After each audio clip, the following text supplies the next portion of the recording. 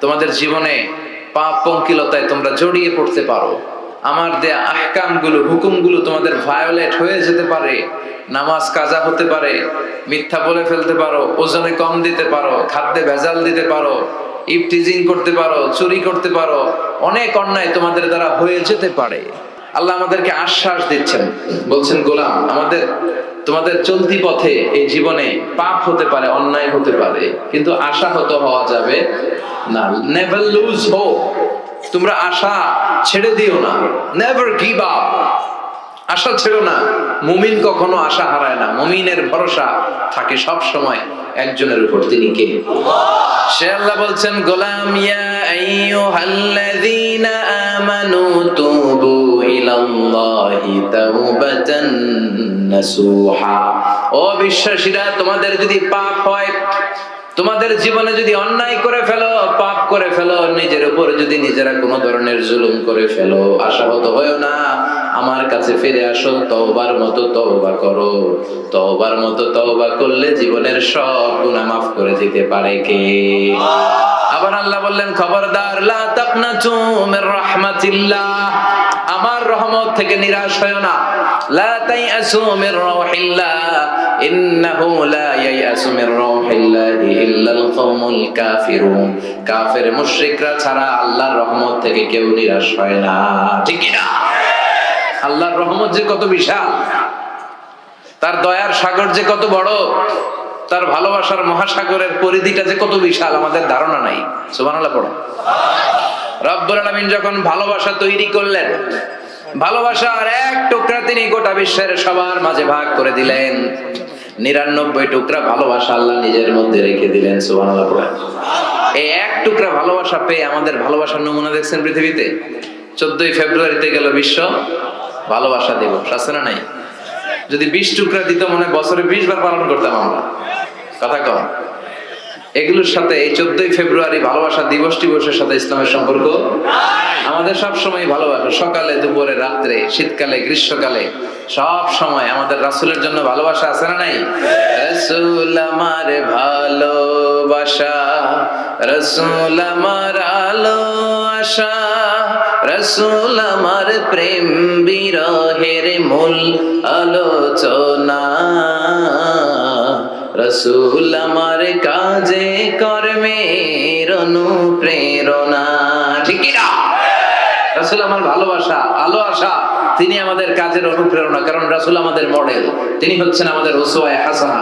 কোন নায়ক নায়িকা, গায়ক গায়িকা, কোন কবি সাহিত্যিক, কোন নেতা খেতা আমাদের মডেল নয়, চিল্লায় কোন, ঠিক কি না? বিশ্বনবীকে এবং আম্বিয়া আলাইহিমুস সালামকে আমাদের জন্য মডেল বানিয়েছে কে? সে আল্লাহ ডেকে বললেন, গোলাম খবরদার, নিরাশ হবে না।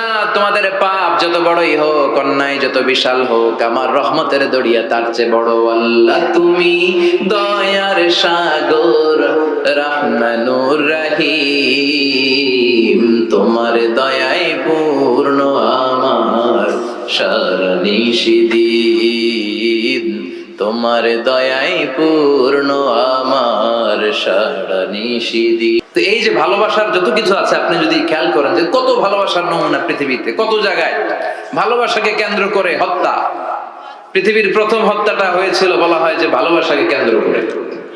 হ্যাঁ, কাবিল হত্যা করেছিল হাবিলকে। এই যে ভালোবাসা থেকে হত্যা হয়, মারামারি হয়, কোপাকুপি হয়, রাগারাগি হয়, এক টুকরা ভালোবাসার নমুনা যদি এমন হয় যে আল্লাহ তার মধ্যে 99 টুকরা ভালোবাসা রেখে দিয়েছেন, তার ভালোবাসা বেশি না কম? বিশ্বাস হয়? এটা ফিল করেন তো? এজন্য আল্লাহ বলে, গোলাম তোর যতই বড় পাপ হোক, যতই বড় অন্যায় হোক, জেনে রাখ, তোর পাপ যত বড় হোক, আমার দয়া তার চেয়ে বড়।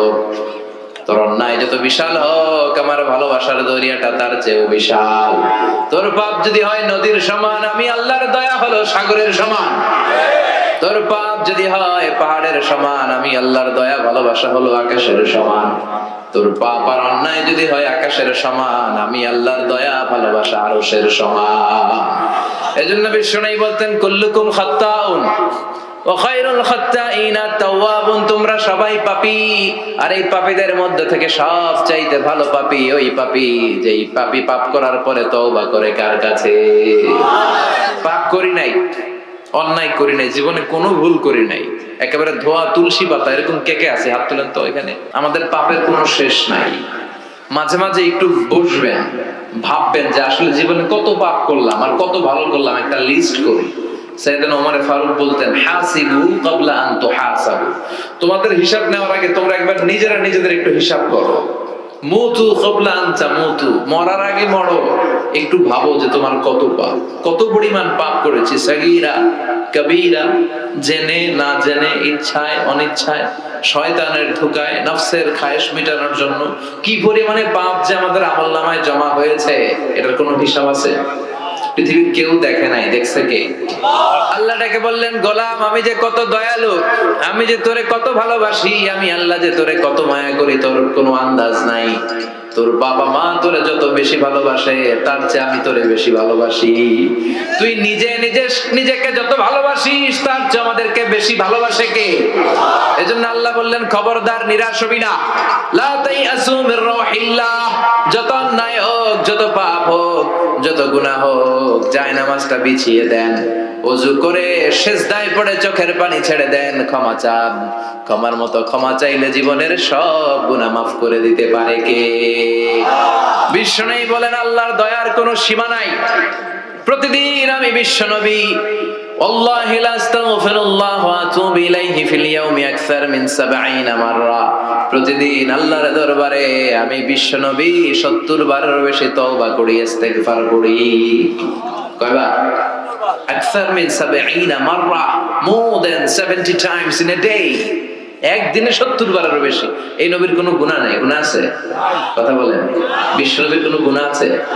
ওনার কোনো পাপ নাই, পঙ্কিলতা নাই, নিষ্পাপ একজন মহামানব, একজন অসাধারণ ব্যক্তিত্ব। তিনিও প্রতিদিন ৭০ বারেরও বেশি তওবা করতেন। তাহলে আমরা যারা গুনার সাগরে হাবুডুবু খাই, আমাদের করা দরকার কয়বার? হ্যাঁ, রব্বুল আলামিন বললেন, গোলাম যত বড় গুনার সাগরে তুমি হাবুডুবু খাও না কেন, তোমার জন্য আমার রহমতের দরজা খোলা আছে না নাই? আল্লাহ বললেন, গাফিরিয যামবি ওয়া কাবিলিত তাওবা, আমার কাজ হলো গুনাহ maaf করা, তওবা কবুল করা। শয়তানের কাজ হলো খালি ওয়াসওয়াসা দেওয়া, বান্দার কাজ হলো ওয়াসওয়াসা খেয়ে গুনাহ করা। আল্লাহ বলে, আমি আল্লাহর কাজ হলো খালি ক্ষমা করা। আল্লাহ বললেন, তোরা যদি পাপ না করতি আর আমার কাছে মাফ না চাইতি, তাহলে তোদেরকে ধ্বংস করে দিয়ে এমন এক জাতি আমি পৃথিবীর বুকে বানাতাম, পাঠাতাম, যারা সকালে পাপ করে দুপুরে মাফ চাইতো, দুপুরে পাপ করে রাতে মাফ চাইতো, আর আমি আল্লাহ ক্ষমা করে দিতাম। সুবহানাল্লাহ পড়ে। আল্লাহর কাছে সবচেয়ে প্রিয় জিনিস হচ্ছে ক্ষমা করা। কি করা? বান্দা যখন আল্লাহর কাছে ক্ষমা চায়, আল্লাহর কাছে ফিরে আসে, যে আমরা বলি তাওবা, তাওবা মানে টু রিটার্ন ব্যাক, ফিরে আসা, মনিবের কাছে ফিরে আসা, ভুলকে বুঝতে পারা, ক্ষমা চাওয়া, চোখের পানি ছাড়া। বিশ্বনবী বলেন, 2 ফোঁটা চোখের পানি আল্লাহর কাছে সবচেয়ে প্রিয়। এক হচ্ছে জিহাদের ময়দানে রক্তের ফোঁটা, 2 ফোঁটা পানি আল্লাহর কাছে সবচেয়ে প্রিয়। এক হচ্ছে জিহাদের ময়দানে রক্তের ফোঁটা, 2 হচ্ছে অনুতপ্ত বান্দা ক্রন্দনরত অবস্থায় চোখের পানির ফোঁটা। এই অনুতপ্ত বান্দার চোখের পানি আল্লাহর কাছে এত প্রিয়। অনুতপ্ত বান্দা যখন হাত তুলে মাথাটা নিচের দিকে করে চোখের পানি ছাড়ে, ওই চোখের পানি চোখ বেয়ে নাকের ডগা পেয়ে জমিনে পড়ার আগে ওই গুনাহগার বান্দারে মাফ করে দেয় কে? সাইয়েদনা আদম ভুল করলেন, আমরাও ভুল করি। সাইয়েদনা আদমকে আল্লাহ ক্ষমা করলেন, আমাদের গুনাহগুলো ক্ষমা করবে কে? সাইয়েদনা আদম দুনিয়ার বুকে এসে শত শত বছর আল্লাহর কাছে ক্ষমা চাইলেন। আল্লাহ বললেন, আদম তোমাকে কয়েকটা কালিমাত বাক্য আমি শিখিয়ে দেই, এই বাক্যগুলো দিয়ে অনুতপ্ত হয়ে ক্ষমা চাও, ক্ষমা করে দিব। সাইয়েদনা আদম পড়তে আরম্ভ করলেন, রব্বানা যালামনা আনফুসানা ওয়া ইল্লাম তাগফির লানা ওয়া তারহামনা লানাকুনান্না মিনাল খাসিরিন। আল্লাহ, পাপ করেছি, অন্যায় করেছি, ভুল করেছি, তুমি যদি মাফ না করো, মাফ করার কেউ নাই, ঠিক কি না? লানাকুনান্না মিনাল খাসিরিন, আল্লাহ আমরা ক্ষতিগ্রস্তদের মধ্যে অন্তর্ভুক্ত হয়ে যাব। এজন্য সাইয়েদনা আদম আলাইহিস সালাম যা করলেন, ওই পদ্ধতিতে আমাদেরও তওবার দরকার আছে না নাই? তওবা কবুল হওয়ার জন্য কয়েকটা শর্ত আছে। 1 নাম্বার শর্ত হচ্ছে অ্যাকনলেজমেন্ট, স্বীকারোক্তি, আল ইকরার। You have to acknowledge what you have done from sin. কি কি পাপ করছেন এগুলো গুনে গুনে আল্লাহরে বলবেন, আল্লাহ আমি পাপী, এই আকাশের নিচে এই জমিনের উপর আমার চেয়ে বড় পাপী কেউ নাই, আমি সবচেয়ে বড় পাপী, আমি নরপিশাচ, আমি নাদান, আমি মূর্খ, আমি নালায়েক। চিল্লায় কোন ঠিক কিনা? এইভাবে নিজেরা ছোট করেন আর স্বীকার জানান আল্লাহ আমি পাপী, আমার চাইতে বড় পাপী কেউ নাই, আমরা সবাই পাপী, আমাদের 14 গোষ্ঠী পাপী। জোরে কোন ঠিক কিনা? সবাই পাপী, সব আমরা পাপ করেছি, আল্লাহ আমার চেয়ে বড় পাপী কেউ নাই। এভাবে স্বীকার করেন আল্লাহ আমি এই পাপ করেছি, আমি নামাজ ছেড়েছি, আমি মিথ্যা সাক্ষী দিয়েছি, প্রতিবেশীর উপর জুলুম করেছি, অন্যায় করেছি, খারাপ আচরণ করেছি, একটার পর একটা স্বীকার জানি। এগুলো স্বীকার গেলে খুশি হয় কে? 2 নাম্বার শর্ত নাদামা, অনুতপ্ত হওয়া, repentant. You have to be repentant what you have done from sins. আপনি অনুতপ্ত হন, আপনি চোখের পানি ছাড়েন, আপনি নত হন আর আল্লাহরে বলেন আল্লাহ আমি অনুতপ্ত, আর জীবনে করব না। 3 নাম্বার শর্ত হচ্ছে stop what you have done from sins. যে পাপগুলো করেছেন এটা এখনই বন্ধ করেন। অনেকে কয় না এগুলো কইরা যাই, পরে কদরের রাতে মাফসান হয়, আছে না নাই? ওসে কদর পাবে কোনো গ্যারান্টি আছে? কথা বলেন, আরে কদর তো অনেক দূরে, আরো একদিন যে বাঁচবো কোনো গ্যারান্টি? কথা কম। শ্বাস যেটা ভিতরে ঢুকালাম, ব্রেথ ইন, এই ব্রেথ আউট, শ্বাসটা বের করতে পারবো, কোনো গ্যারান্টি আছে? লা ইস্তাখিরুনা সাআতা ওয়া লা ইস্তাকদিমুন, 1 সেকেন্ড আগেও আসেন না, 1 সেকেন্ড পরেও আসেন, সেটার নাম হচ্ছে মরণ। চিল্লায় বলেন ঠিক কি না? তার মানে আপনাকে থেমে যেতে হবে। থামেন, অনেক হয়েছে, আর না, stop what you have done from sins. থামেন, থেমে যান, আর করবেন না। 4 নাম্বার হচ্ছে to hate what you have done. যা আপনি করেছেন এটা মন থেকে ঘৃণা করেন। সুদ খেয়েছেন, অনুতপ্ত হয়েছেন, স্বীকার করেছেন, থেমেছেন, এবার এটা ঘৃণা করেন, অন্তর থেকে মন দিয়ে ঘৃণা করেন। 5 নাম্বার শর্ত হচ্ছে to determine that you never repeat this sin in your life again. আপনি আল্লাহরে ওয়াদা দেন, কমিটমেন্ট দেন আর বলেন আল্লাহ আমার জীবনে পারতপক্ষে এই কাজ আমি আর করব না। এই পদ্ধতিতে যদি আমরা আল্লাহর কাছে ক্ষমা চাই, ক্ষমা করবে কে? চিল্লায় বলেন কে? আল্লাহ বলে গোলাম যখনই ক্ষমা চাইবি আমার দরজা তোর জন্য খোলা। 24/7, সপ্তাহের 7 দিন, মাসের 30 দিন, বছরের 365 দিন তওবার দরজা খোলা আছে না নাই? শুধু 2টা সময় তওবার রাস্তা বন্ধ করে দেয় কে?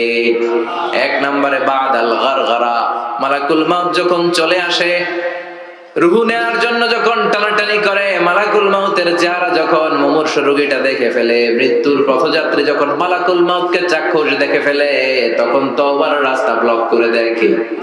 তখন তওবা আল্লাহর কাছে করলে এটা কবুল হবে? আজীবন চান্স পাইছে, করে নাই। মালাকুল মাউতকে যখন দেখে ফেলবেন তখন আর তওবার রাস্তা খোলা থাকবে না, ওটা ব্লক, ওটা বন্ধ করে দেয় কে? ফেরাউনও যখন মালাকুল মাউতকে দেখছে আর লোহিত সাগরে ডুবতে ডুবতে যখন পানি খাইছে, পানি খাইতে খাইতে ফেরাউনের পেটটা এত বড় হয়ে গেছে, তখন ফেরাউন হাত তুলে বলে আনা মিনাল মুসলিম, কয় আমি মুসলমান। দেখছেন কত ভালো মানুষ? ফেরাউন না যদি মুসলমান হয় তা আমরা থেকে লাভ কি? কথা বলেন। তখন বলে আমি মুসলমান, তখন আর বাঁচার উপায় নেই। আল্লাহ বলে না এখন করলে তো হবে না, তোমার সময় শেষ। কারণ তাকে যখন সাইয়েদনা মুসা আলাইহিস সালাম যাকাতের কথা বললো, সে বলল আমি যাকাত দিব না। সাইয়েদনা মুসা আলাইহিস সালাম বললেন আযাবের অপেক্ষা কর। আল্লাহ আযাব পাঠালেন, ফাখাসাফনা বিহি ওয়া বিদারিহিল আরদ, কারণকে সহ, কারণের সব সম্পদ সহ আল্লাহ জমিনে দাবিয়ে দিতে লাগলেন। কারণও যেতে লাগলো, হাঁটু পর্যন্ত যায় তার ভয় হয় না, কোমর পর্যন্ত যায় তার ভয় আসে না, গলা পর্যন্ত যখন মাটিতে দেবে যায় সেও হাত তুলে কয় আমি মুসলমান। কি কয়? মুসলমান। একই সিস্টেম, ফেরাউনের সিস্টেম, আমি মুসলমান। মুসা আমার যত সম্পদ তোরে আর তোর আল্লাহরে দিয়ে দিলাম, আমার বাঁচা। এতক্ষণ যাকাতই দেন, এখন সব দিয়া ফেলায়, কত বড় টাকা। তার মানে একেবারে ফাইনাল স্টেজে যখন আপনি পৌঁছে যাবেন তখন যদি আল্লাহর কাছে ক্ষমা চান কোনো লাভ হবে? কথা কম। এই মালাকুল মাউত আসার আগ পর্যন্ত যদি তওবা করতে পারেন, ওই তওবা কবুল করে নেবে কে? 2 নাম্বার যে সময়টাতে তওবা কবুল হয় না, ইনদামা তাতলু'উ শামসু মিন মাগরিবিহা, প্রতিদিন সকালবেলা পূর্ব দিক থেকে সূর্য ওঠে, পশ্চিম দিকে ডোবে। কিয়ামতের আগ দিয়ে সূর্য পূর্ব দিক থেকে না উঠে পশ্চিম দিক থেকে ওঠা শুরু করে দিবে। যেদিন সূর্য পশ্চিম দিক থেকে উঠবে ওই দিন থেকে তওবার রাস্তা বন্ধ করে দিবে কে? এর আগ পর্যন্ত আল্লাহর কাছে যদি তওবা করি, ওই তওবা কবুল করবে কে? আল্লাহ ডেকে বললেন, গোলাম যখনই ডাকবি তখনই আমি সাড়া দেই। আল্লাহু আকবার। এমন এক আল্লাহ মাঝরাতে উঠে চোখের পানি ছেড়ে যদি আল্লাহরে ডাকেন, আল্লাহ আছে না নাই? আপনিও ঘুমান, আপনার আল্লাহও যদি ঘুমায়, তাহলে আপনি যখন ঘুম থেকে জেগে আল্লাহরে ডাকবেন, আল্লাহ ডাকে সাড়া দিতে পারবে না, ঠিক কিনা? কিন্তু এই জন্য আল্লাহ ঘুমায় না। আমরা ঘুমিয়ে পড়ি, আল্লাহ ঘুমায় না। কারণ উনি যদি ঘুমিয়ে যায়, আমার যদি ঘুম ভেঙে যায়, আমার কিছু লাগলে দিবে কে? আল্লাহ। উনি ছাড়া দেওয়ার কেউ নাই। সাইয়েদনা মুসা আলাইহিস সালাম আল্লাহর একটা প্রশ্ন করছেন, আল্লাহ আয়াগলিবুকান নাউমু, আপনার কি ঘুমে ধরে? সুবহানাল্লাহ কইবেন না? এই পৃথিবীতে মুসা আলাইহিস সালাম আল্লাহকে প্রায় এরকম অবাক করা প্রশ্ন করেছেন। আল্লাহকে জিজ্ঞেস করলেন, আল্লাহ সারাদিন আমি ছাগল চড়াই। মুসা আলাইহিস সালাম কি চড়াতেন? আপনারা ছাগল চড়াননি? হ্যাঁ, ছাগল চড়ান না? ছাগল চড়ানো সুন্নাহ, পারলে চড়াবেন। সহিহ বুখারীর বর্ণনা, মা মিন নাবিয়্যিন ইল্লা রাআল গানাম, এই পৃথিবীতে এমন কোন নবী নাই যে নবী ছাগল চড়ায় নাই। সুবহানাল্লাহ পড়েন। সাহাবারা বললেন, ইয়া রাসূলুল্লাহ আপনিও ছাগল চড়িয়েছেন? বিষ্ণু বললেন, হ্যাঁ আমিও তো মক্কার লোকদের ছাগল চড়িয়ে দিয়েছি অল্প কিছু পয়সার বিনিময়ে। আল্লাহু আকবার। সাইয়েদনা মুসা আলাইহিস সালাম বললেন, মাবুদ সারাদিন ছাগল চড়িয়ে আমি ক্লান্ত হয়ে যাই, রাত্রিবেলা ঘুম আমার উপরে চেপে বসে। আপনি সারাদিন গোটা বিশ্বের সব ব্যবস্থাপনা সারার পরে রাত্রিবেলা আপনার ঘুম আসে কিনা? আয়াগলিবুকান নাউম, উনি ভাবছে আমগো যেমনি ঘুম ধরে আল্লাহর ধরে টরে কিনা। আল্লাহ এই প্রশ্নের উত্তর না দিয়ে সাইয়েদনা মুসা আলাইহিস সালামকে বললেন, দুইটা গ্লাস নাও, পানি ভর্তি গ্লাস, আর এই গ্লাসের ভেতরে পানি নাও, নিয়ে তুর পাহাড়ের উপরে দাঁড়াও। মুসা আলাইহিস সালাম গ্লাসের ভেতরে পানি নিয়ে তুর পাহাড়ের ঠায় দাঁড়িয়ে রইলেন। আর আল্লাহকে জিজ্ঞেস করলেন, আল্লাহ আয়াগলিবুকান নাউম, জিজ্ঞেস করলাম আপনার ঘুমে ধরছে কিনা, আপনি পানি নিতে বললেন কেন? আল্লাহ বললেন, নো টক, কোনো কথা বলা যাবে না, যা বলেছি তা করো। তো সাইয়েদনা মুসা আলাইহিস সালামকে বললেন দাঁড়িয়ে থাকো, আর ঘুমরে বললেন তুই মুসারে ধর। ঘুমরে কি বললেন? মুসা আলাইহিস সালামকে ধরো। ঘুম যে সাইয়েদনা মুসা আলাইহিস সালামকে ধরলেন, উনি আর দাঁড়া থাকতে পারেন। আল্লাহ বললেন এই গ্লাসের পানি কিন্তু ফালানো যাবে না, দাঁড়িয়ে থাকো। সাইয়েদনা মুসা আলাইহিস সালাম একবার ডান পাশে যায়, একবার বাম পাশে, এদিক ওদিক করে, নাড়াচাড়া করে, মাগার দাঁড়িয়ে থাকতে পারে না, কারণ ঘুম অর্ডার মানে কার? সাইয়েদনা মুসা আলাইহিস সালামকে ধরলেন। মুসা আলাইহিস সালাম আর দাঁড়িয়ে থাকতে পারে না, ঘুমের ধাক্কায় পড়ে যায়। হাতের গ্লাসগুলো জমিনে পড়ে খান খান হয়ে যায়, টুকরো টুকরো হয়ে যায়, পানিগুলো পড়ে যায়, গ্লাসগুলো ভেঙে যায়। আল্লাহ মুসা আলাইহিস সালামকে ডেকে বললেন, ও মুসা বেশি কিছু নয়, শুধুমাত্র দুইটা পানির গ্লাস, পানি সহ হেফাজতের দায়িত্ব দিয়েছিলাম, এই ঘুমের কারণে হেফাজত করতে পারো নাই। আমি আল্লাহ যদি তোমার মতো এরকম ঘুমিয়ে যেতাম, চন্দ্রের সাথে সূর্য লেগে, পৃথিবীর সাথে মঙ্গল লেগে, একটার সাথে আরেকটা তারা গ্রহ নক্ষত্র লেগে এই গ্লাস দুইটার মতো খান খান হয়ে ভেঙে যেত রে মুসা, ভেঙে টুকরা টুকরা হয়ে যেত। লা ta'khudhuhu sinatun wala nawm, never the sleeps nor the slumber overtakes him. আল্লাহর ঘুম তো ধরেই না, ঘুমের আগে যে ঝিমুনি আসে, তন্দ্রা আসে, ওইটাও ধরে না। সে আল্লাহ ডেকে বললেন, গোলাম যখনই ডাক দিবে আমি আল্লাহ আছি না নাই? বিশেষ করে শেষ রাতে আল্লাহ ডাকতে থাকেন, আলা মিন মুস্তাগফিরিন আকফিরালা, কার ক্ষমার দরকার ক্ষমা চাও, ক্ষমা করে দেব। আলা মিন মুস্তারজিকিন আরজুকালা, কার দারিদ্রতা আছে আমার কাছে চাও, রিজিকের ব্যবস্থা করে দেব। কার ক্ষমতা দরকার, কার সুন্দরী বউয়ের দরকার, আমার কাছে চাও, দিয়ে দেব। কে পরীক্ষায় সফল হতে চাও, কে বিপদ থেকে মুক্তি পেতে চাও, আমি আল্লাহর কাছে চাও, আমি দিয়ে দেব। সুবহানাল্লাহ পড়া। আর ওই টাইমে আমরা নাক ডেকে ঘুমাই। আল্লাহ দেওয়ার জন্য প্রস্তুত, উনি ডাকছেন, কিন্তু ওনার ডাকে সাড়া দেওয়ার সময় আমাদের নাই। কথা বলেন। এজন্য শেষ রাতে আল্লাহর কাছে যাওয়ার দরকার আছে না নাই? তাহাজ্জুদের জায়নামাজে দাঁড়ানোর দরকার আছে না নাই? তাহাজ্জুদের জায়নামাজে মরণ দিও প্রভু আমায়, একামতে দিনের কাজে কবুল করে নিও আমায়। তাহাজ্জুদের জায়নামাজে মরণ দিও প্রভু আমায়, একামতে দিনের কাজে কবুল করে নিও আমায়। পড়েন আমিন। তাহাজ্জুদ যারা করবে এদের সম্মানকে বাড়িয়ে দিবে কে? আল্লাহ ডেকে বললেন, গোলাম, এমন একটা মুহূর্ত নাই যেই মুহূর্তে আমি তোর রক্ষণাবেক্ষণ করি না। আমি হলাম the nourisher, the cherisher, the sustainer of this multi dimensional universe 24/7। যখনই যাবি, যখনই আল্লাহ বলে আমরা ডাকবো, এটাকে সাড়া দেওয়ার তিনি আছেন নাই? এজন্য যখনই অন্যায় হবে সাথে সাথে তওবা করব। অনেকে বলে না, আজকে অন্যায় করেছি, আজকে না, কালকে মাফ চাবো, এই বছর করছি, আগামী বছর মাফ চাবো, এই বছর পাপ টাপ করে নেই, আগামী বছর উমরায় যাব, কাবাগর ধরে মাফ চাবো। এরকম আছে না নাই? আপনি যে কাবাগর পর্যন্ত পৌঁছতে পারবেন গ্যারান্টি আছে? না। দেরি করা ঠিক না। কয়েকটা কাজে দেরি করতে বিশ্বনবী নিষেধ করেছেন। এক নাম্বার, as-salatu fi waqtiha, নামাজের সময় হলে নামাজ পড়ে নেওয়া। দেরি করা যাবে? সালাত প্রতিষ্ঠায় দেরি করা যায়? সালাতে কায়েম করো, সালাতে কায়েম করো, হবে সম্মানী তুমি, হবে জান্নাতি তুমি, হবে সম্মানী তুমি, হবে জান্নাতি তুমি, দিবে কাল হাসরে শীতল ছায়া আরশে আজিম, রব্বিয়াল আলা, রব্বিয়াল আযীম। ঠিক কি না? সালাতের সময় হবে তো সালাত করবেন। মাইয়েত, কেউ মারা গিয়েছে, সাথে সাথে দাফন কাফনের ব্যবস্থা করবেন। ছেলেমেয়েরা প্রাপ্ত বয়স্ক হয়েছে, বিয়ের ব্যবস্থা করবেন। ঋণী আপনি, হাতে অর্থ এসেছে, সাথে সাথে ঋণ দিবেন। এগুলো কি দেরি করা যাবে?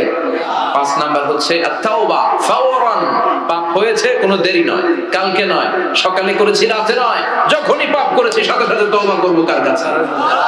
চোখের পানি ছেড়ে দেন আল্লাহর কাছে, কায়মন বাক্যে চোখের পানি ছেড়ে তওবা করেন। অনেকে মনে করে হুজুর ডেকে তওবা করানো লাগে। কথা কন, মৌলভী বাজারে এগুলা নাই? আছে? মনে করে যে পীর সাহেব হুজুরের হাতে হাত রেখে তওবা করতে হবে, ইমাম সাহেবকে লাগবে, বড় হুজুরের লাগবে, হুজুর আসতে না পারলে মনে হয় তওবা হবে না। এরকম চিন্তা ভাবনা করার কোনো সুযোগ আছে? আপনার রবের কাছে আপনি ক্ষমা চাইবেন, কাউরে লাগবে না। চোখের পানি ছাড়েন, আল্লাহরে ওয়াদা দেন, আল্লাহ আর করবো না। আল্লাহর কাছে ক্ষমা চান, আপনারা ক্ষমা করবে কে? উনি হচ্ছেন ক্ষমাশীল। প্রতিনিয়ত ক্ষমা চান, যতবার অন্যায় হবে ক্ষমা চান। বিশ্বনবী প্রতিদিন ক্ষমা চাইতেন কয়বার? চিল্লায় বলেন। 70 বারেরও বেশি। আকসার মিন 70 মাররা, 70 বারেরও বেশি বিশ্বনবী পড়তেন আস্তাগফিরুল্লাহ। কি পড়তেন? আওয়াজ করে পড়েন আস্তাগফিরুল্লাহ, আবার পড়েন আস্তাগফিরুল্লাহ। আর বিশ্বনবী বলতেন, মান লাজিমাল ইস্তিগফার জাআলাল্লাহু লাহু মিন কুল্লি দিকিন মাখরাজা। সব সময় যে ইস্তিগফার পড়বে, সে যদি কোনো বিপদে আটকে যায়, বিপদ থেকে উদ্ধার করবে কে? আমাদেরকে বিপদ থেকে উদ্ধার করে কে? না আমাদের বড় পীর সাহেব, না আপনাদের এখানে শাহজালাল ইয়ামানির মাজার আছে তো উনি উদ্ধার করে এলাকার লোকদেরকে? হ্যাঁ, উদ্ধার করে কে? বাঁচাতে পারে কে? তরাতে পারে কে?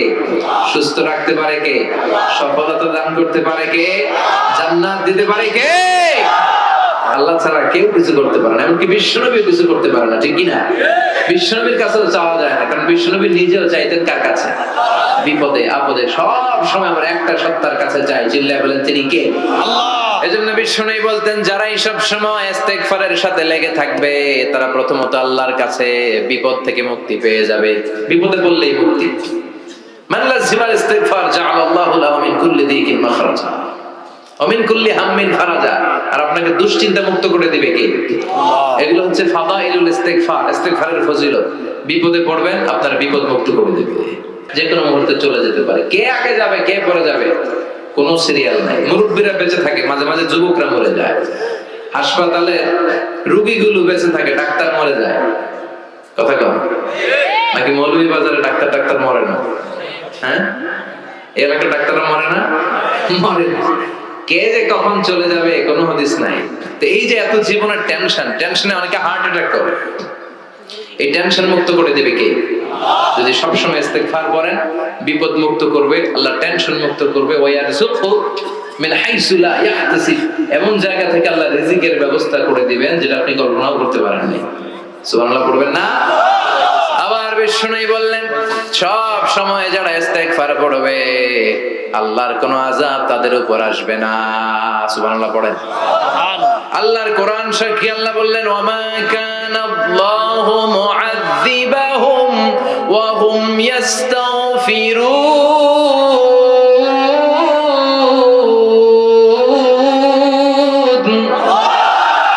যতক্ষণ আমার বান্দাগুলো, আমার গোলামগুলো আমার কাছে ক্ষমা চাইতে থাকবে, আমার বান্দার উপরে আমার কোনো আযাব পতিত হবে না।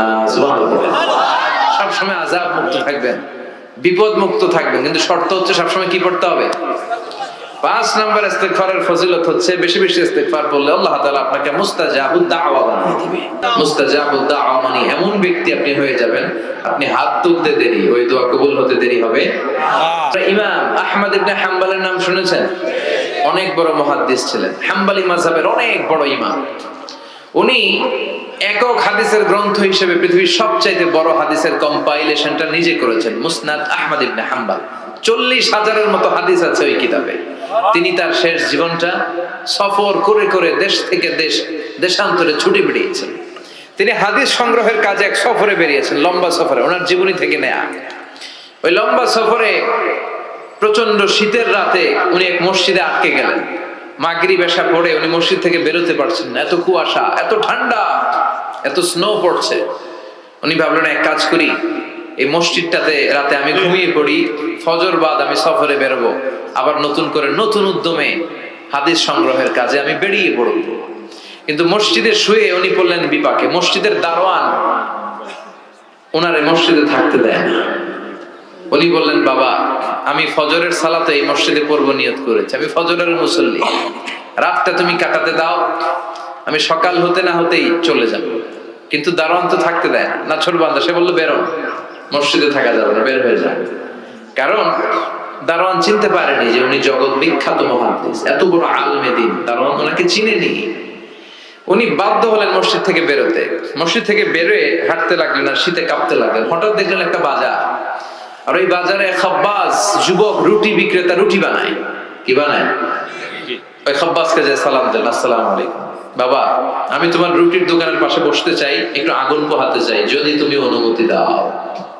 খাব্বাস বলে, আহলান ওয়া সাহলান ওয়া মারহাবান বিক, আসেন বসে যান, বিশ্রাম নিন, আগুন পোহান। আপনি আগুন পোহালে আমার ক্ষতি কি? সুবহানাল্লাহ কইবেন না? কি ভদ্র যুবক। সাইয়েদনা ইমাম আহমদ ইবনে হাম্বল আল্লাহর শুকরিয়া করলেন, বসলেন, আগুন পোহাতে লাগলেন, আর হাদিসের বই পড়তে লাগলেন। আর দেখলেন এই খাব্বাস রুটি দোকানদারের মালিক, যুবক রুটি বিক্রেতা, রুটি বানায়, আর কিছুক্ষণ পর পর পড়ে আস্তাগফিরুল্লাহ। কিছুক্ষণ পর পর সে শুধু পড়ে আস্তাগফিরুল্লাহ। রুটি বানায়, পড়ে আস্তাগফিরুল্লাহ। খামির বানায়, পড়ে আস্তাগফিরুল্লাহ। চুলার মধ্যে রুটি ঢুকিয়ে দেয়, আর পড়ে আস্তাগফিরুল্লাহ, শুধু আস্তাগফিরুল্লাহ। কেউ রুটি কিনতে আসলে তাকে রুটি দেয়, আর পড়ে টাকা নিয়ে ক্যাশ বক্সে রাখে, আর কি পড়ে? শুধু এটাই করছে। ইমাম আহমদ ইবনে হাম্বল কৌতূহলবশত জিজ্ঞেস করলেন, ইয়া শাব মালাক দাইমান তাকরাউনা আস্তাগফিরুল্লাহ। হে যুবক, ঘটনা কি? আসার পর থেকেই খালি দেখতেছি আস্তাগফিরুল্লাহ আস্তাগফিরুল্লাহ আস্তাগফিরুল্লাহ, কেন? যুবক বলে, ইস্তিগফার বেশি বেশি পড়ার কারণে আমি জীবনে অনেক কিছু পেয়েছি। কি পেয়েছো? জাআলানিল্লাহু তাআলা মুস্তাজাবাদ দাওয়া। এই দোয়ার বরকতে আমার আল্লাহ আমারে মুস্তাজাবুদ দাওয়া বানিয়ে দিয়েছে। আমি যা চাই তাই পাই, যা দোয়া করি তাই কবুল। সুবহানাল্লাহ কইবেন না? সুবহানাল্লাহ। ইমাম আহমদ ইবনে হাম্বল তো অবাক, বলে কি এই ছেলে, আমি এত বড় মুহাদ্দিস, আমিও তো মুস্তাজাবুদ দাওয়া নই, আমিও তো না, কি করে সে মুস্তাজাবুদ দাওয়া হলো? আরো কৌতূহল নিয়ে জিজ্ঞেস করলেন, আনতা মুস্তাজাবুদ দাওয়া, তুমি মুস্তাজাবুদ দাওয়া, ওয়া কাইফা যালিক, কিভাবে এটা সম্ভব, কেমন করে হলে? সব দোয়া তোমার কবুল হয়েছে? সে বলল, হ্যাঁ, আমি জীবনে যা চেয়েছি আমার সব দোয়া আল্লাহ কবুল করে নিয়েছে, তবে একটা দোয়া ছাড়া। কয়টা? কথা বলেন। এবার ওনার কৌতূহল আরো বেড়ে গেল। সব দোয়া কবুল হয়েছে, আবার একটা কবুল হয় না, এটা কেমন কথা? উনি কৌতূহল নিয়ে জিজ্ঞেস করলেন, ইয়া শাব আইয়ু দুআইন যালিক, ওটা কোন দোয়া যে দোয়া এখনো তোমার কবুল হয় না? এবার যুবক বলতে আরম্ভ করলো, আমি জীবনে যত দোয়া করেছি প্রতিটা দোয়াই আল্লাহ কবুল করে নিয়েছে, একটা দোয়া ছাড়া, সেটা আল্লাহ কবুল করে নাই। সেটা হচ্ছে আমি জীবনে আল্লাহর কাছে চেয়েছি, আল্লাহ শুনেছি এই জামানার সবচেয়ে বড় মুহাদ্দিস, ওনার নাম নাকি ইমাম আহমদ ইবনে হাম্বল, আমি যেন ওনাকে আমার দুটি নজর দিয়ে দেখে মরতে পারি, আল্লাহ তুমি কবুল করো। এই দোয়াটা আমি প্রতিদিন করি, কিন্তু আল্লাহ কবুল করে না। আমার এই দোয়াটা কবুল হয় নাই, বাকি সব দোয়া কবুল হয়েছে। ইমাম আহমদ ইবনে হাম্বল আর ধৈর্য ধারণ করতে পারলেন না, চোখের পানি ছেড়ে দিলেন। আর যুবককে বললেন, ইয়া শাব তোমার এই দোয়াটাও কবুল হয়েছে, তোমার এই দোয়াটাও আল্লাহর কাছে কবুল হয়েছে।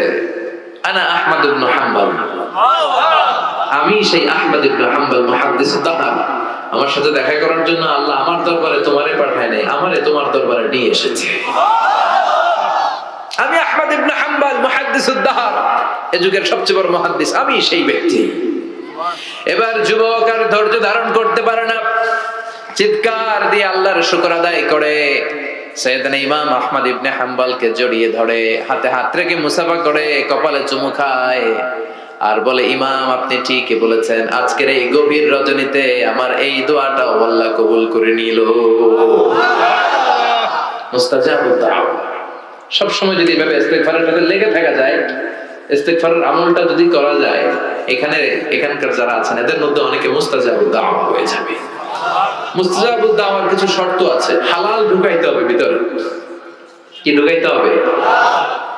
হারাম দিয়ে যদি লা ইয়াদখুলুল জান্নাতা জাসাদুন উযিয়া বিহারাম, হারাম খেয়ে নাদুস নুদুস হয়ে পুষ্ট হয়ে দেহটা বড় হয়, ওই দেহ কশিন কালো জান্নাতে ঢুকবে না। ইন্নাল্লাহা তাইয়্যিব লা ইয়াকবালু ইল্লা তাইয়্যিবা। আমার আল্লাহ পবিত্র, আল্লাহ পবিত্র ছাড়া কোনো কিছু কবুল করে না। আপনি হারাম টাকা দিয়ে 10 কোটি টাকা দিয়ে মৌলভীবাজারের সবচাইতে আই ক্যাচিং একটা মসজিদ বানিয়েছেন, আল্লাহর কাছে এটার কোনো দাম নাই। কথা কম। আর আপনি মসজিদের নির্মাণ কাজে আপনার পকেটে টাকা নাই, বাজার করে যাচ্ছিলেন, 5 টাকার একটা খুচরা নোট দান করেছেন, এটার মর্যাদা আল্লাহর কাছে বেশি, কারণ এটা হালাল উপার্জন দিয়ে দান করেছেন। আর হারাম উপার্জন থেকে 10 কোটি টাকার মসজিদ বানালো আপনার আমলনামায় কিছুই যুক্ত হবে না। চিল্লায় এখন ঠিক কিনা? এজন্য সবসময় হালাল খাইতে রাজি আছেন তো? প্রিয় ভাইরা খেয়াল রাখবেন, হালাল এটা বরকতময়, হালাল এটা কল্যাণকর, হালাল এটা পবিত্র, হালাল এটা স্বাস্থ্যকর, হালাল যেটা এটা পরিবেশ বান্ধব। সুবহানাল্লাহ পড়েন। এজন্য আমরা সব সময় জীবনের প্রতিটি অঙ্গনে হালাল মেইনটেইন করব। কি মেইনটেইন? আমরা এই হালাল হারামেও ভাগ করি। কি করি? অনেক লোক আছে, এই লোকের যদি আপনি শুকরের গোশত ভাইজা দেন, সরকারি চাকরিজীবী বাংলাদেশের মুসলমান ভাই, শুকরের গোশত খান, খাবে? কথা কন। কেন খায় না? কারণ এটা যেই লোকটা হারাম হওয়ার কারণে শুকরের গোশত খায় না, ও কিন্তু টেবিলের নিচ দিয়ে ঠিকই হারাম ঘুষ লক্ষ লক্ষ টাকা রিসিভ করে। চিল্লায় এখন ঠিক কিনা?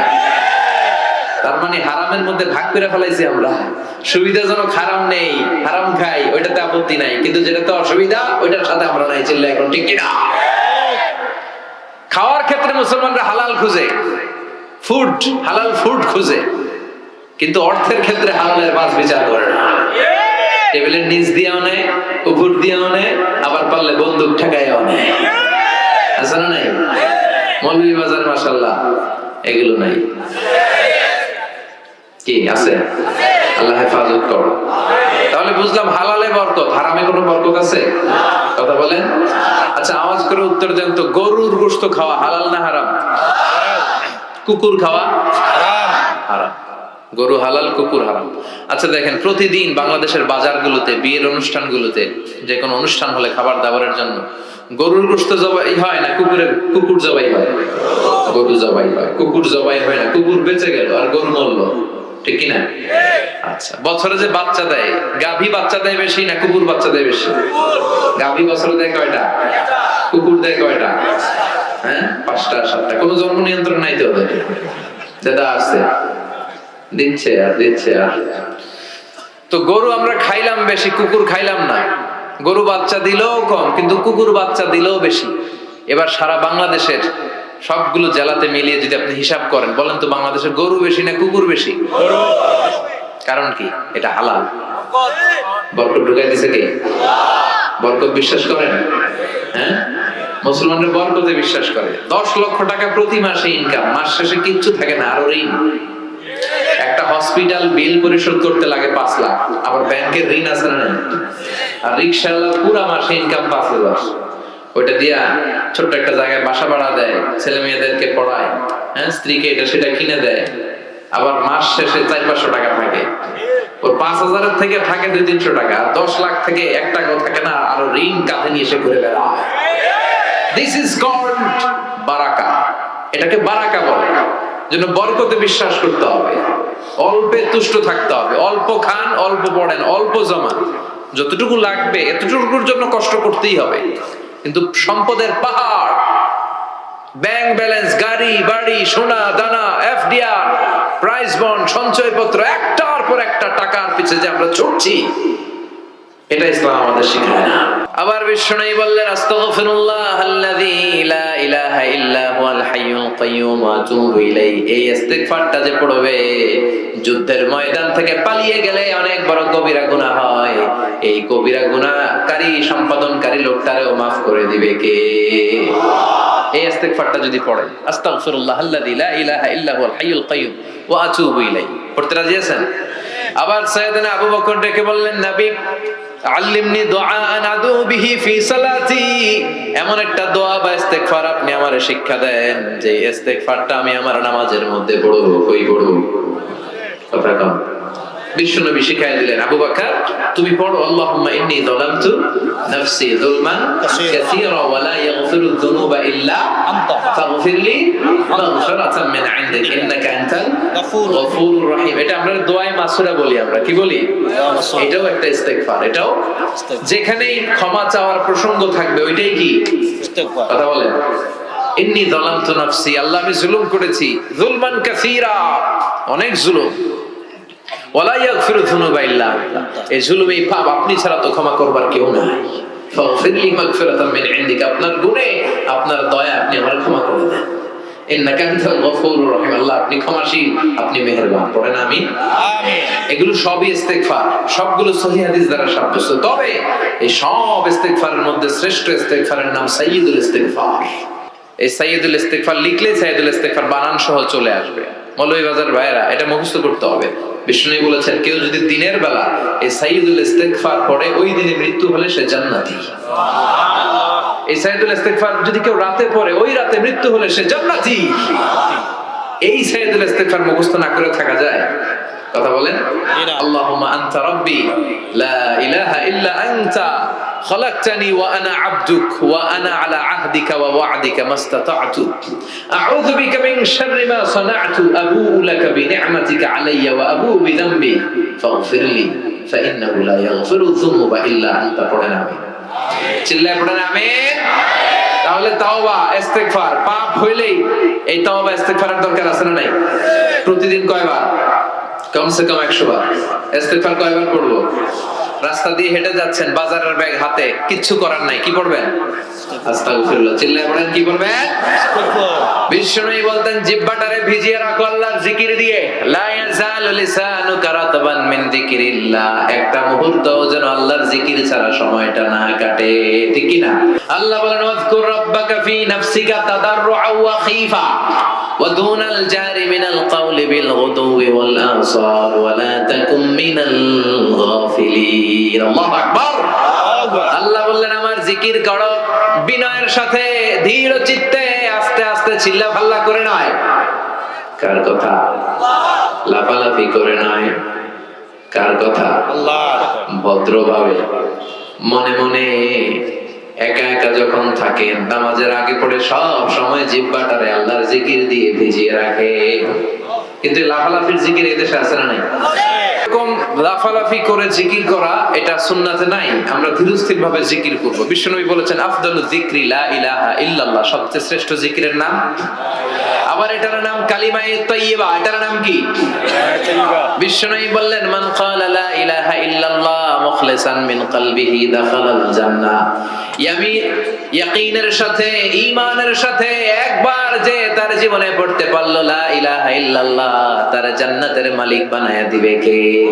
আবার আল্লাহ বললেন, দারাবাল্লাহু মাসালান কালিমাতান তাইয়্যিবাতান কাশাজারাতিন তাইয়্যিবাতিন আসলুহা সাবিতুন ওয়া ফারউহা ফিস সামা।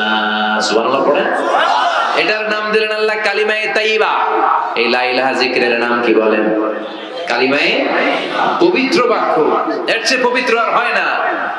মুস্তাদরাকে হাকিম সহিহ ইবনে হিব্বানে এসেছে, সাইয়েদনা মুসা আলাইহিস সালাম আল্লাহকে জিজ্ঞেস করলেন, আল্লাহ এমন একটা দোয়া, এমন একটা জিকির আপনি আমারে শিক্ষা দেন যে জিকিরটা দিয়ে আমি আপনারে ডাকবো। মুসা আলাইহিস সালাম উত্তর করেন। কে প্রশ্ন করেছে? মুসা আলাইহিস সালাম। কাকে প্রশ্ন করেছে? আল্লাহ। কি প্রশ্ন করেছে? যে আল্লাহ এমন জিকির শিক্ষা দেন যেটা আমি ছাড়া কেউ জানবে না, আমি আপনারে ডাকবো এটা দিয়ে। আল্লাহ বললেন মুসা তুমি পড়ো লা ইলাহা, মুসা আলাইহিস সালাম বললেন আল্লাহ এটা কি কইলেন? আমি বললাম এমন একটা যেটা দিয়ে আমি ডাকবো আর কেউ জানে না, এটা তো সবাই জানে, এটা জাতীয় জিকির, এটা আন্তর্জাতিক জিকির, সবার মুখস্থ। আল্লাহ বললেন এটাই শ্রেষ্ঠ জিকির, এর চেয়ে শ্রেষ্ঠ জিকির আর হয় না। আল্লাহ ডেকে বললেন মুসা লাউ তাদউ লা ইলাহা ইল্লাল্লাহ ফি কাফা ওয়াস সামাওয়াতু ওয়াল আরদু ফি কাফা, সাত আকাশ সাত জমিন যদি এক পাল্লায় রাখো, লা ইলাহাকে যদি আরেক পাল্লায় রাখো, লা রাজাহাত কাফাতু লা ইলাহা ইল্লাল্লাহ, মুহূর্তের মধ্যে লা ইলাহার পাল্লাটা ভারী হয়ে যাবে। সাত আকাশ সাত জমিন এক পাল্লায়, লা ইলাহা আরেক পাল্লায়, ভারী হবে কোনটা? সবসময় লা ইলাহা জিকির করতে রাজি আছেন? আবার বিশ্বনবী বলছেন আহাব্বুল কালামি ইলাল্লাহি আরবা, আল্লাহর কাছে সবচেয়ে প্রিয় কথা চারটি। মৌলভীবাজারের ভাইয়েরা চিল্লায় কর, আল্লাহর কাছে সবচেয়ে প্রিয় কথা কয়টি? জোরে বলেন কয়টি? এক হলো সুবহানাল্লাহ, দুই হলো আলহামদুলিল্লাহ, তিন হলো লা ইলাহা ইল্লাল্লাহ, চার হলো আল্লাহু আকবার। এই চারটা কথা আল্লাহর কাছে প্রিয়, পড়তে রাজি আছেন? মনে থাকবে তো? আবার সাইয়েদনা আব্দুল্লাহ ইবনে আমর ইবনে আল-আস বলেন রাআইতু রাসূলুল্লাহ সাল্লাল্লাহু আলাইহি ওয়াসাল্লাম ইয়াকিদু তাসবিহা ফি ইয়ামিনিহি, আমি বিশ্বনবীকে ডান হাতের আঙ্গুলের গিরার ভিতরে তাসবিহ পড়তে দেখেছি। সুবহানাল্লাহ পড়েন। তাসবিহ পড়েন না অনেকে? এটা জায়েজ প্রয়োজনে, কিন্তু এটা বেশি সুন্নাহ, সুন্নাহর কাছাকাছি। নিজের আঙ্গুলের গিরায় করা, বিশ্বনবী এভাবে করতেন। করতে রাজি আছেন সবাই? জি। আল্লাহর জিকির করতে ভালো লাগে? জি। আল্লাহ বলে ফাযকুরুনি আযকুরকুম ওয়াশকুরুলি ওয়ালা তাকফুরুন, তোমরা যদি আমি আল্লাহর জিকির করো আমিও আল্লাহ তোমাদের স্মরণ করি। আমরা যদি আল্লাহরে ডাকি আল্লাহ নাকি আমগরে ডাকে? এর চেয়ে শ্রেষ্ঠ কথা হতে পারে? আমরা আল্লাহর জিকির করলে আল্লাহও জিকির করে। আল্লাহ বলে ফাইন যাকারানি ফি নাফসি যাকারতুহু ফি নাফসি, আমার বান্দারা যদি একা একা আমারে ডাকে আমি আমার বান্দারে একা একা স্মরণ করি। আমি আজহারে যদি ডাকি আল্লাহ স্পেশালি আমারে স্মরণ করে, আজহারের স্মরণ করে। সুবহানাল্লাহ বলবেন না? সুবহানাল্লাহ। ওয়া ইন যাকারানি ফি মালাইন যাকারতুহু ফি মালাইন খায়রিম মিনহু, একা একা না ডেকে সবাই মিলে যদি তোমরা আমারে স্মরণ করো, এরকম মহা সম্মেলন করে যদি স্মরণ করো, এর চাইতে শ্রেষ্ঠ মহা সম্মেলন ফেরেশতাদেরকে নিয়ে আমি আল্লাহ তোদের স্মরণ করি। আল্লাহ বলে কোন বান্দা যদি আমার দিকে এক বিঘত এগিয়ে আসতে চায় আমি আমার বান্দার দিকে এক হাত চলে যাই। ওয়া ইন আতানি ইয়ামশি আতাইতুহু হারওয়ালা, বান্দা যদি আমার দিকে হেঁটে হেঁটে আসতে চায় আমি আমার বান্দার দিকে দৌড়ে দৌড়ে যাই। সুবহানাল্লাহ।